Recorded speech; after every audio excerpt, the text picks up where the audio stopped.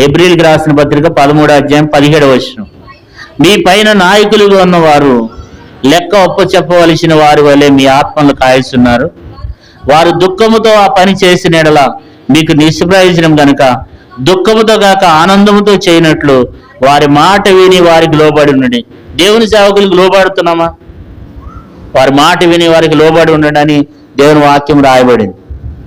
కాబట్టి దేవుని బిడ్డలైనటువంటి మనము దేవునికి మనం ఏమై ఉండాలి? దేవునికి మనం లోబడాలి. నేను లోబడనండి, నేను ఎందుకు లోబడతా, నేను వినను అని గనక మనం చూసినట్లయితే ఆ లోబడినటువంటి విధానంలో లోబడనొల్లని ప్రజలకు శ్రమ అని దేవుని వాక్యంలో రాయబడుతూ వచ్చింది. ఎస్తేరు చూడండి, ఆమె ఒకప్పుడు అప్పుడు ఎట్లా లోబడింది, ఇప్పుడు కూడా అట్లా లోబడుతుందంట. అప్పుడు మొద్దుకై సంరక్షణలో ఉన్నప్పుడు లోబడింది, ఇప్పుడు కూడా లోబడుతుంది.